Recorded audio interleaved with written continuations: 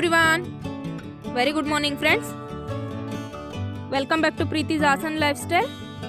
ಎಲ್ಲರೂ ಹೇಗಿದ್ದೀರಾ friends? Sunday morning vlog start ಮಾಡ್ಕೊಂಡಿದ್ದೀನಿ. ನೋಡಿ ಫ್ರೆಂಡ್ಸ್, ಹೊರಗಡೆ ಬಂದರೆ ಇದು ಪಾಟಲ್ಲಿರೋಂಥ ಒಂದು ಚಿಕ್ಕ ಫ್ಲವರ್ ಹೂವು ತುಂಬ ಚೆನ್ನಾಗಿದೆ. ಹಾಗೆಯೇ ನಿಮ್ಗೆ ಇನ್ನೊಂದು ಗಿಡ ತೋರಿಸ್ತೀನಿ ಬನ್ನಿ. ಇದೊಂದು ಫ್ಲವರ್ ನೋಡಿ, ಇದಕ್ಕೆ ಲಿಲ್ಲಿ ಪುಟ್ ಅಂತ ಹೆಸರಿಟ್ಕೊಂಡಿದ್ದೀವಿ ನಾವು.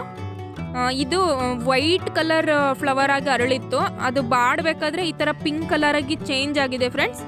ನೀವು ನೋಡ್ತಾ ಇರ್ಬೋದು. ಈ ಗಿಡದಲ್ಲಿ ಈ ಥರ ಫ್ಲವರಲ್ಲಿ ನಮ್ಮ ಮನೇಲಿ ಒಂದು 3-4 ಕಲರ್, ಒಂದು 3 to 4 ಕಲರ್ಸ್ ಇದೆ. ತುಂಬ ಚೆನ್ನಾಗಿರುತ್ತೆ ಇದು. ಒಂದು ಕಡೆ ಹಾಕಿದರೆ ಸಾಕು, ಎಲ್ಲ ಕಡೆ ಸ್ಪ್ರೆಡ್ ಆಗುತ್ತೆ ಇದ್ರದ್ದು ಗಿಡ. ಒಂದೇ ಯೂನಿಫಾರ್ಮ್ ಆಗಿ ಹಾಕಿದರೆ ನೋಡೋದಕ್ಕೆ ತುಂಬ ಚೆನ್ನಾಗಿರುತ್ತೆ. ನಾವು ಅಲ್ಲೊಂದು ಇಲ್ಲೊಂದು ಹಾಕೊಂಡ್ಬಿಟ್ಟಿದ್ದೀವಿ ನೋಡಿ ಫ್ರೆಂಡ್ಸ್. ಅದು ಬತ್ತೋಗಕ್ಕೆ ಬರ್ತಾ ಇದೆ, ಆವಾಗ ಪಿಂಕ್ ಕಲರ್ ಆಗಿದೆ. ಹಾಗೆ ಬನ್ನಿ, ನಮ್ಮ ಮನೆ ಆಪಲ್ ಟ್ರೀನ ನಿಮಗೆ ಶೇರ್ ಮಾಡ್ತಾ ಇದ್ದೀನಿ. ಇದನ್ನ ನಾನು ಪ್ರೀವಿಯಸ್ ವೀಡಿಯೋದಲ್ಲಿ ಒಂದ್ಸಲ ನಿಮಗೆ ಕಾಯಿನ ಶೇರ್ ಮಾಡಿದ್ದೆ, ಕಾಯಿ ಬಿಟ್ಟಿದೆ ನೋಡಿ ಅಂದ್ಬಿಟ್ಟು. ಅದನ್ನ ನಮಗೆ ಇಲ್ಲಿ ತಿನ್ನೋದಕ್ಕೆ ಬಿಡಲಿಲ್ಲ, ಯಾರೋ ಕಿತ್ಕೊಂಡೇ ಹೋಗಿದ್ರು. ಹಳ್ಳಿ ಕಡೆ ಏನೇ ಬೆಳೆದ್ರೂ ಅದನ್ನು ನಾವು ತಿಂತೀವಿ ಅಂತ ಗ್ಯಾರಂಟಿ ಇಟ್ಕೊಳ್ಳೋ ಹಾಗಿಲ್ಲ. ಯಾರಾದರೂ ಅದನ್ನು ಕದ್ದು ಮುಚ್ಚಿ ಕಿತ್ಕೊಂಡೇ ಹೋಗಿರ್ತಾರೆ. ನೋಡಿ ಈ ಸಲ ತುಂಬ ಹೂವಾಗಿದೆ. ನೋಡೋಣ, ಅದು ಈಚಾಗಿ ಕಾಯಿ ಆಗಬೇಕಾದ್ರೂ ನಾನು ನಿಮ್ಮ ಜೊತೆ ಶೇರ್ ಮಾಡ್ತೀನಿ. ಈ ಸೈಡೆಲ್ಲ ಬಿಡಲ್ಲ ಆಪಲ್ ಅಂತಾರೆ ನೋಡಿ ಫ್ರೆಂಡ್ಸ್. ನಮ್ಮ ಮನೆ ಹತ್ರ ಹಾಕೊಂಡಿದ್ದೀವಿ, ತುಂಬ ಚೆನ್ನಾಗಿ ಬಂದಿದೆ ಗಿಡ. ಅದರಲ್ಲಿ ಎಲೆಗಳಿಗಿನ್ನ ಹೂವೇ ಜಾಸ್ತಿ ಕಾಣಿಸ್ತಾ ಇದೆ ಈ ಸಲ. ನೋಡಬೇಕು ಅದು ಎಷ್ಟು ಕಾಯಿ ಆಗುತ್ತೆ, ಎಷ್ಟು ನಮಗೆ ತಿನ್ನೋದಕ್ಕೆ ಸಿಗುತ್ತೆ, ಇಲ್ಲ ಯಾರ್ಯಾರು ಕಿತ್ಕೊಂಡು ಹೋಗ್ತಾರೆ ಅಂತ. ನೋಡಿ ಫ್ಲವರ್ಸ್ಗಳು ಗೆಡ್ಡೆಗೆ ಒಂದೊಂದು ಅದು ಇದ್ರ ಥರ ಏನು ಕಾಣಿಸ್ತಾ ಇದೆ, ಮೂತಿ ಥರ, ಅದೆಲ್ಲ ಫ್ಲವರ್ಸ್ ಹೊಡೆಯುತ್ತೆ ಅಲ್ಲಿ. ಎಲೆಗಳಿಗಿನ್ನ ಬರೀ ಕಡ್ಡಿನೇ ಜಾಸ್ತಿ ಕಾಣಿಸ್ತಾ ಇದೆ. ಇದು ತುಂಬ ಸ್ವೀಟ್ ಆಗಿರುತ್ತೆ, ತುಂಬ ದಪ್ಪ ಬರಲ್ಲ ಇದು ಹಣ್ಣು. ಈ ಸೈಡೆಲ್ಲ ನಾವು ಸೇಲ್ಸಲ್ಲಿ ತೊಗೊಬಂದು ತಿನ್ನೋ ಥರ ಇರಲ್ಲ, ದಪ್ಪ ಮೀಡಿಯಮ್ ಸೈಜಲ್ಲಿ ಬರುತ್ತೆ, ಆದರೆ ತುಂಬ ಟೇಸ್ಟಿಯಾಗಿ ಬರುತ್ತೆ ಫ್ರೆಂಡ್ಸ್ ಈ ಸೈಡೆಲ್ಲ. ಹಾಗೆ ಇದೇ ಮೊದಲನೇ ವಿಡಿಯೋಗೆ ವಾಚ್ ಮಾಡ್ತಾ ಇರೋರು ಯಾರಾದರೂ ಇದ್ದರೆ ದಯವಿಟ್ಟು ವಿಡಿಯೋ ಕೆಳಗಡೆ ಇರುವಂಥ ಸಬ್ಸ್ಕ್ರೈಬ್ ಬಟನ್ನ ಪ್ರೆಸ್ ಮಾಡಿ, ಪಕ್ಕದಲ್ಲಿರುವಂಥ ಬೆಲ್ಲೈಕನ್ನು ಸೆಲೆಕ್ಟ್ ಮಾಡ್ಕೊಂಡು ವಾಚ್ ಮಾಡಿ ಫ್ರೆಂಡ್ಸ್.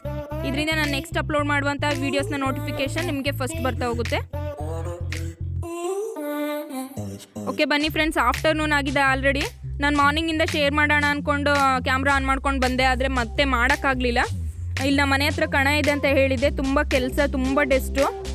ಅದನ್ನು ಕ್ಲೀನ್ ಮಾಡಿಕೊಂಡು ಮನೆಯೆಲ್ಲ ಮತ್ತೆ ಸ್ವಲ್ಪ ಕಿಚನ್ ಕ್ಲೀನ್ ಮಾಡೋದಿತ್ತು, ಅದನ್ನು ಮಾಡ್ತಾಯಿದ್ದೆ. ಅದನ್ನೆಲ್ಲ ನಾನು ನಿಮ್ಮ ಜೊತೆ ಶೇರ್ ಮಾಡೋಕ್ಕೆ ಹೋಗಲಿಲ್ಲ, ಏಕೆಂದರೆ ಯಾವಾಗಲೂ ನಾನು ರೆಗ್ಯುಲರಾಗಿ ಶೇರ್ ಮಾಡ್ತಾ ಇರ್ತೀನಿ. ಸೊ ಹಂಗಾಗಿ ಶೇರ್ ಮಾಡೋಕ್ಕೆ ಹೋಗಲಿಲ್ಲ. ನಾಳೆ ಮಂಡೇ ಆಗಿರೋದ್ರಿಂದ ವಾರದ ದಿನ ಎಲ್ಲ ಕ್ಲೀನ್ ಮಾಡ್ಕೊಂಡು ಮನೆ ಒರೆಸೋದಕ್ಕೆ ನಂಗೆ ತುಂಬ ಕಷ್ಟ ಆಗುತ್ತೆ. ಸೊ ಇವತ್ತೇ ಸ್ವಲ್ಪ ಅರ್ಧ ಕ್ಲೀನ್ ಮಾಡ್ಕೊಳ್ಳೋಣ, ನಾಳೆ ಎದ್ದಿದ ತಕ್ಷಣ ಜಸ್ಟ್ ಮನೆ ಗುಡಿಸ್ಕೊಂಡು ಒರೆಸ್ಕೊಳ್ಳೋ ಥರ ಇರಲಿ ಅಂದ್ಬಿಟ್ಟು ಕ್ಲೀನ್ ಮಾಡ್ತಾಯಿದ್ದೆ. ಹಂಗಾಗಿ ಲೇಟ್ ಆಯಿತು ಫ್ರೆಂಡ್ಸ್. ಇವಾಗ ಒಂದು ಸ್ಯಾರಿನ ಜಸ್ಟ್ ಹಾಗೇ ಜಿಗ್ಜಾಗ್ ಮಾಡ್ಕೊಳ್ಳೋಣ. ಆದರೆ ಟೈಮ್ ಸಿಕ್ಕಿದ್ರೆ ಈವ್ನಿಂಗ್ ಅಷ್ಟರಲ್ಲಿ ಮಕ್ಕಳು ಮಲಗಿದ ಮೇಲೆ ಒಂದು ಕುಚ್ಚು ಹಾಕೋಣ ಅಂದ್ಬಿಟ್ಟು ತೊಗೊಂಡಿದ್ದೀನಿ ಫ್ರೆಂಡ್ಸ್. ಇದು ಆಲ್ರೆಡಿ ಜಿಗ್ಜಾಗ್ ಮಾಡ್ತಿದ್ರು, ಆದರೆ ಅದೊಂಥರ ಶಿಂಕ್ ಆದಂಗೆ ಆಗಿತ್ತು. ಅದು ಆ ಥರ ಇದ್ದರೆ ನಾವು ಕುಚ್ಚು ಹಾಕಿದಾಗ ಅದು ಚೆನ್ನಾಗಿ ಬರೋಲ್ಲ. ಕುಚ್ಚು ಅಷ್ಟೇ ಹಿಂಗೆ ಹಿಡ್ದಂಗೆ ಫುಲ್ಲು ಶಿಂಕ್ ಆದಂಗೆ ಆಗ್ತಾ ಇರುತ್ತೆ. ಸೊ ಒಂದೇ ಈಕ್ವಲ್ ಆಗಿದ್ದರೆ ತುಂಬ ಚೆನ್ನಾಗಿ ಬರುತ್ತೆ ಕುಚ್ಚು. ನಾವು ಯಾವಾಗಲೂ ಅಷ್ಟೇ ಕುಚ್ಚು ಹಾಕಬೇಕಾದ್ರೆ ಜಿಗ್ಜಾಗ್ ಚೆನ್ನಾಗಿದ್ರೆ ಮಾತ್ರ ಚೆನ್ನಾಗಿ ಬರುತ್ತೆ ಅದು. ಸೊ ಇವಾಗ ಮತ್ತೆ ಅದನ್ನು ಕಟ್ ಮಾಡಿ ಬಿಸಾಕಿ ನಾನು ಮಾಡ್ತಾಯಿದ್ದೀನಿ. ಇದು ನನ್ನ ಮಿಷನಲ್ಲಿ ತುಂಬ ಫ್ಲ್ಯಾಟಾಗಿ ಚೆನ್ನಾಗಿ ಬರ್ತಾಯಿದೆ. ಇವಾಗ ಮಾಡಿ ಎತ್ತಿಡ್ತೀನಿ ನಾನು. ಈವ್ನಿಂಗ್ ಇದನ್ನ ಆದರೆ ಟೈಮ್ ಸಿಕ್ಕಿದ್ರೆ ಇದಕ್ಕೊಂದು ಯಾವುದಾದ್ರೂ ನ್ಯೂ ಡಿಸೈನ್ದು ಕುಚ್ಚು ಹಾಕೋಣ, ಸಿಂಪಲ್ ಆಗಿರೋದು ಅಂದ್ಕೊಂಡಿದ್ದೀನಿ. ನೋಡೋಣ ಬನ್ನಿ. ಹಾಗೆಯೇ ನನ್ನ ಪ್ರೀವಿಯಸ್ ವೀಡಿಯೋನ ವಾಚ್ ಮಾಡಿ ನನ್ನ ಹಸ್ಬೆಂಡ್ ಬರ್ಡೇ ವ್ಲಾಗ್ನ ನೋಡಿ ತುಂಬ ಜನ ವಿಶ್ ಮಾಡಿದ್ರೆ, ತುಂಬ ಥ್ಯಾಂಕ್ಸ್ ಫ್ರೆಂಡ್ಸ್. ನಿಮ್ಗೆಲ್ರಿಗೂ ನಾನು ತುಂಬ ಥ್ಯಾಂಕ್ಸ್ ಹೇಳ್ತಾ ಇದ್ದೀನಿ. ಹಸ್ಬೆಂಡು ಅಷ್ಟೇ, ಅವ್ರ ಕಡೆಯಿಂದ ಥ್ಯಾಂಕ್ಸ್ ನೀನು ಹೇಳಿಬಿಡು ಅಂತ ಹೇಳಿದ್ದಾರೆ. ನಾನು ನೋಡಿ ನಿಮಗೆ ಎಷ್ಟು ಜನ ವಿಶ್ ಮಾಡಿದ್ದಾರೆ ಅಂದಿದ್ದಕ್ಕೆ. ರೆಗ್ಯುಲರಾಗಿ ವಾಚ್ ಮಾಡೋ ಅಂಥ ನನ್ನ ವ್ಯೂವರ್ಸ್ಗಳು ವಿಶ್ ಮಾಡಿದ್ದೀರ ನನ್ನ ಹಸ್ಬೆಂಡ್ಗೆ, ತುಂಬ ಥ್ಯಾಂಕ್ಸ್ ಫ್ರೆಂಡ್ಸ್. ಹೀಗೆ ನೋಡ್ತಾ ಇರಿ ನನ್ನ ಚಾನಲ್ನ. ನನ್ನ ಯೂಸ್ಫುಲ್ ವೀಡಿಯೋಸ್ಗಳಿಗೆ ನಿಮ್ಮ ಸಪೋರ್ಟ್ ಹೀಗೆ ಇರಲಿ ಅಂತ ಕೇಳ್ಕೊಳ್ತೀನಿ. ಓಕೆ ಫ್ರೆಂಡ್ಸ್, ನಾನು ಮಕ್ಕಳಿಗೆಲ್ಲ ಊಟ ತಿನ್ನಿಸಿ ನಾನು ಊಟ ಮಾಡಿ ಅವ್ರನ್ನ ಮಲಗಿಸೋ ಅಷ್ಟರಲ್ಲಿ 4:30 ಆಯಿತು ನೋಡಿ. ಇವಾಗ ಇಬ್ಬರು ಮಲ್ಕೊಂಡಿದ್ದಾರೆ. ಸರಿ ಇವಾಗಾದರೂ ಹಾಕೋಣ ಅಂದ್ಬಿಟ್ಟು ಕೂತ್ಕೊಂಡಿದ್ದೀನಿ. ಹಾಗೆ ಮಾರ್ನಿಂಗಿಂದ ನಾನು 1 hour ರೆಸ್ಟ್ ಮಾಡಿದೆ. ಇವತ್ತು ಸಂಡೇ ಅಲ್ವಾ, ಲಾಗಿನ್ ಮಾಡೋದು ಬೇಡ ಅಂದ್ಕೊಳ್ತಾ ಇದ್ದೆ. ಇರಲಿ ಅಂದ್ಬಿಟ್ಟು ಸ್ಟಾರ್ಟ್ ಮಾಡಿಕೊಂಡೆ, ಅದು ಹಾಗೆ ಕಂಟಿನ್ಯೂ ಆಯಿತು. ನೋಡಿ ಫ್ರೆಂಡ್ಸ್, ನಾನು ಆಲ್ರೆಡಿ ಸ್ಟಾರ್ಟ್ ಮಾಡ್ಕೊಂಡಿದ್ದೆ ಇನ್ನು ಸ್ವಲ್ಪ ದೂರ, ಆಮೇಲೆ ವ್ಲಾಗ್ನ ಸ್ಟಾರ್ಟ್ ಮಾಡಿಕೊಂಡೆ. ನೋಡಿ ಫ್ರೆಂಡ್ಸ್, ಈ ರೀತಿಯಾಗಿ ಡಿಸೈನ್ ಸ್ಟಾರ್ಟ್ ಮಾಡಿದ್ದೀನಿ. ಇದ್ರ ಬಗ್ಗೆ ಏನು ಡೀಟೇಲಾಗಿ ಹೇಳ್ಕೊಂಡು ಹೋಗಲ್ಲ, ಜಸ್ಟ್ ಹಾಗೆ ಮಾತಾಡ್ಕೊಂಡು ನಿಮ್ಮ ಹತ್ರ ಮಾಡೋಣ ಅಂದ್ಬಿಟ್ಟು ಕೂತ್ಕೊಂಡಿದ್ದೀನಿ. ನೋಡಿ ಈ ರೀತಿಯಾಗಿ ಬೀಡ್ ತೊಗೊಂಡಿದ್ದೀನಿ. ಇದು ತುಂಬ ಚೆನ್ನಾಗಿರುತ್ತೆ, ಒಂಥರ ಬುಗುಡಿ ಡಿಸೈನ್ ಇದು. ಸ್ಟಾರ್ಟಿಂಗ್ ಒಂದು 2 ಟೈಮ್ಸ್ ನಾನು 4 ಚೈನ್ನ ಲಾಕ್ ಮಾಡ್ಕೊಂಡಿದ್ದೀನಿ ಎಂಟ್ರೆನ್ಸಲ್ಲಿ ಸ್ಟಾರ್ಟಿಂಗು. ಹಾಗೆ ಮಧ್ಯದಲ್ಲಿ 3 times 4 ಚೈನ್ ಥರ ನಾನು ಗ್ಯಾಪ್ ಬಿಟ್ಕೊಂಡು ಬಂದಿದ್ದೀನಿ. ಆಮೇಲೆ ಈ ರೀತಿ ಬೀಡನ್ನ ಸೇರಿಸ್ಕೊಂಡು ಲಾಕ್ ಮಾಡ್ಕೊಳ್ತಾ ಇದ್ದೀನಿ. ಈ ರೀತಿ ಫುಲ್ ಸ್ಯಾರಿ ಕಂಪ್ಲೀಟ್ ಮಾಡ್ಕೊಳ್ತೀನಿ ಫ್ರೆಂಡ್ಸ್. ಆಮೇಲೆ ಇದ್ರದ್ದು ಡಿಸೈನ್ ಯಾವ ರೀತಿ ಬರುತ್ತೆ, ಇದ್ರದ್ದು ಆರ್ಚ್ ಯಾವ ರೀತಿ ಡಿಸೈನ್ ಆಗ್ತಾ ಇದ್ದೀನಿ ಅಂತಲೂ ನಾನು ನಿಮ್ಮ ಜೊತೆ ಶೇರ್ ಮಾಡ್ತೀನಿ. ಹಾಗೆ ನಾನು ಇದನ್ನ ಪ್ರೀವಿಯಸ್ ವೀಡಿಯೋದಲ್ಲೂ ನಾನು ಕುಚ್ಚು ಹಾಕೋದನ್ನೆಲ್ಲ ಡೀಟೇಲಾಗಿ ಶೇರ್ ಮಾಡಿದ್ದೀನಿ ಫ್ರೆಂಡ್ಸ್. ನೋಡಿಲ್ದೇ ಇದೇ ಫಸ್ಟ್ನೇ ವೀಡಿಯೋದಲ್ಲಾಗಿ ನೋಡ್ತಾ ಇರೋರು, ನೋಡೋ ಇಂಟ್ರೆಸ್ಟ್ ಇದ್ದರೆ ನಾನು ಡಿಸ್ಕ್ರಿಪ್ಷನಲ್ಲಿ ಅದರ ಲಿಂಕ್ಗಳನ್ನ ಶೇರ್ ಮಾಡ್ತಾ ಇರ್ತೀನಿ, ಹೋಗಿ ನೀವು ಚೆಕ್ ಮಾಡ್ಬೋದು. ಬೇಸಿಕ್ಕಿಂದ ನಾನು ಯಾವ ರೀತಿ ಸ್ಟಾರ್ಟ್ ಮಾಡ್ಕೊಳ್ಳೋದೆಲ್ಲ ಶೇರ್ ಮಾಡಿದ್ದೀನಿ. ಅದನ್ನ ನೋಡಿ ನನಗೆ ತುಂಬ ಈಸಿ ಆಯಿತು, ನಾನು ಮಾಡ್ತಾಯಿದ್ದೀನಿ ಅಂತ ಕೆಲವ್ರು ನನಗೆ ಕಮೆಂಟ್ ಆಗ್ತಾ ಇದ್ದೀರಾ, ತುಂಬ ಖುಷಿ ಆಯಿತು. ನಾನು ತೋರಿಸ್ತಾ ಇರೋ ವಿಷಯಗಳು ನಿಮಗೆ ಯೂಸ್ ಆಗ್ತಾ ಇದೆಯಲ್ಲ ಅಂದ್ಬಿಟ್ಟು. ನೋಡಿ ಫ್ರೆಂಡ್ಸ್, ಇವಾಗ ಫುಲ್ ಸ್ಯಾರಿ ಈ ರೀತಿ ಹಾಕೊಂಡಿದ್ದೀನಿ. ಇವಾಗ ಇದಕ್ಕೊಂದು ಆರ್ಚ್, ಒಂದು ಪೀಕಾಕ್ ಡಿಸೈನಲ್ಲಿ ಒಂದು ಆರ್ಚ್ ರೆಡಿ ಮಾಡ್ತಾ ಇದ್ದೀನಿ. ಇದು ಸ್ವಲ್ಪ ಈಸಿನೂ, ಸ್ಟಾರ್ಟಿಂಗ್ ಸ್ವಲ್ಪ ಕಷ್ಟ ಆಗುತ್ತೆ, ಈಸಿನೂ ತುಂಬ ಗ್ರ್ಯಾಂಡಾಗೂ ಕಾಣಿಸುತ್ತೆ. ಒಂಥರ ಪೀಕಾಕ್ ಯಾವ ರೀತಿ ಗರಿಯೆಲ್ಲ ಕೆದ್ರುಕೊಂಡಾಗ ಬರುತ್ತೆ ಆ ಥರ ಬರುತ್ತೆ ಇದು ಆರ್ಚ್ ಡಿಸೈನು. ಇದು ಸೆರಗು ಬಂದು ಪಿಂಕ್ ಇದೆ, ಇದ್ರ ಬಾಡಿ ಕಲರ್ ಬಂದು ಈ ರೀತಿ ಬ್ಲೂ ಇದೆ. ಸೊ ನಾನು ಅದು ಕಾಂಟ್ರಾಸ್ಟ್ ಆಗಿರಲಿ ಅಂದ್ಬಿಟ್ಟು ಬ್ಲೂ ಕಲರ್ನ ತೊಗೊಳ್ತಾ ಇದ್ದೀನಿ. ಇದ್ರ ಮೇಲೆ ಇದೊಂದು ಆರ್ಚ್ ಬಿಟ್ಟರೆ ನಾನು ಅದ್ರ ಮೇಲೆ ಇನ್ಯಾವ ಡಿಸೈನು ಮಾಡೋಕ್ಕೋಗಲ್ಲ. ಇದು ತ್ರಿಬಲ್ ಕ್ರೋಶದಲ್ಲಿ ತೊಗೊಳ್ಳೋಂಥ ಕಂಬ ಫ್ರೆಂಡ್ಸ್. ಅದು ಏನು ಬೀಡನ್ನ ಸೇರಿಸ್ಕೊಂಡು ಮಾಡಿದ್ದೀನಿ, ಆ ಬೀಡ್ ಸುತ್ತ ನಾನು ತ್ರಿಬಲ್ ಕ್ರೋಶದಲ್ಲಿ ಆರ್ಚ್ ರೆಡಿ ಮಾಡ್ಕೊಳ್ತೀನಿ. ಅದು ಈ ರೀತಿಯಾಗಿ ಬರುತ್ತೆ ಫ್ರೆಂಡ್ಸ್. ರೆಡಿ ಆದಮೇಲೆ ಇವಾಗ ನಾನು ಅದನ್ನ ಯಾವ ರೀತಿ ಹಾಕ್ತಾ ಇದ್ದೀನಿ ಅನ್ನೋದನ್ನ ಸಿಂಪಲಾಗಿ ನಿಮ್ಮ ಜೊತೆ ಒಂದು ಸ್ಟೆಪ್ ತೋರಿಸ್ತೀನಿ. ನೋಡಿ ಫ್ರೆಂಡ್ಸ್, ಇದು ತ್ರಿಬಲ್ ಕ್ರೋಶ ತೊಗೊಂಡು ಅದ್ರ ಮೇಲೆ ನಾನು 3 ಚೈನ್ ಹಾಕ್ಕೊಂಡು ಮತ್ತೆ ಅದ್ರ ಸುತ್ತ ಕಂಬದೊಳಗೆ ತೊಗೊಂಡು ಹಾಕ್ಕೊಂಡಿದ್ದೀನಿ. ಬೇಸಿಕ್ ಗೊತ್ತಿರೋಂಥವ್ರಿಗೆ ನಾನು ತೋರಿಸೋದು ಮತ್ತು ನಾನು ಹೇಳೋದು ಅರ್ಥ ಆಗುತ್ತೆ. ಹೊಸ್ದಾಗಿದ್ರು ಗಾಳಿಗಂತ ಗೊತ್ತಿಲ್ಲದೆ ನೋಡ್ತಾ ಇರೋರಿಗಂತೂ ಬೋರಿಂಗ್ ಆಗುತ್ತೆ, ಸ್ವಲ್ಪ ಮುಂದೆ ಸ್ಕಿಪ್ ಮಾಡ್ಕೊಳ್ಳಿ ಅಂಥವ್ರು. ಇಷ್ಟ ಆಗದಿರೋರು ಇದೊಂದು 2 ಮಿನಿಟ್ಸ್ ಅಥವಾ 1.5 ಮಿನಿಟ್ಸ್ ಅಷ್ಟೇ ನಾನು ಶೇರ್ ಮಾಡಿರ್ತೀನಿ. ನಿಮಗೆ ಇಷ್ಟ ಇಲ್ಲದೆ ಇರೋರು ಸ್ವಲ್ಪ ಸ್ಕಿಪ್ ಮಾಡ್ಕೊಂಡು ಮುಂದೆ ಹೋಗಿ ನೋಡ್ಬೋದು ಫ್ರೆಂಡ್ಸ್.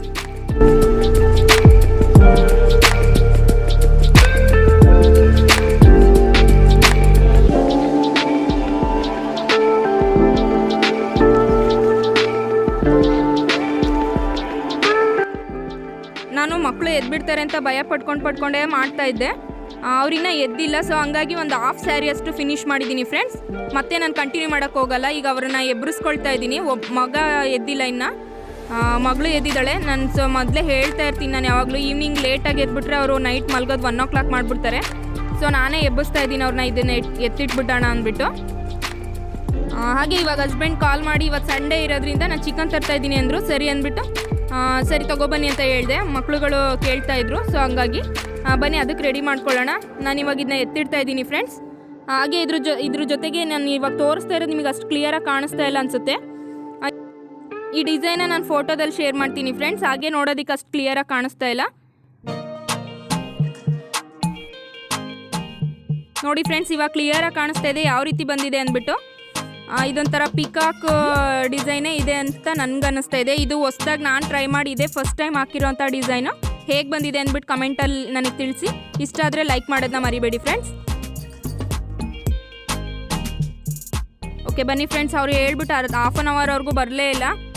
ನಾನು ಬಂದಮೇಲೆ ರೆಡಿ ಮಾಡೋಣ, ಏನು ರೆಡಿ ಮಾಡೋದು ಅಂತ ಗೊತ್ತಾಗಲಿಲ್ಲ. ಏನು ಬಂದಮೇಲೆ ರೆಡಿ ಮಾಡೋಣ ಅಂದ್ಬಿಟ್ಟು ಸುಮ್ಮನೆ ಅದೇ. ಇವಾಗ ಬಂದರು. ಟೈಮ್ ಆಲ್ರೆಡಿ 7 o'clock ಆಗಿದೆ ಫ್ರೆಂಡ್ಸ್. ಇವಾಗ ಫಸ್ಟ್ ಟೀ ಕುಡಿದ್ಬಿಡೋಣ ಅಂದ್ಬಿಟ್ಟು ಟೀ ಮಾಡ್ತಾ ಇದ್ದೀನಿ. ಹಾಗೆ ಇವಾಗ ಚಿಕನ್ನ ಅದನ್ನು ಸ್ವಲ್ಪ ಮ್ಯಾರಿನೇಷನ್ಗೆ ಹಾಕೋಣ. ಬಿರಿಯಾನಿ ಮಾಡಿದರೆ ಮಕ್ಕಳು ಸ್ವಲ್ಪ ತಿಂತಾರೆ ಅಂದ್ಬಿಟ್ಟು ಬಿರಿಯಾನಿ ಮಾಡೋಣ ಅಂದ್ಕೊಳ್ತಾ ಇದ್ದೀನಿ.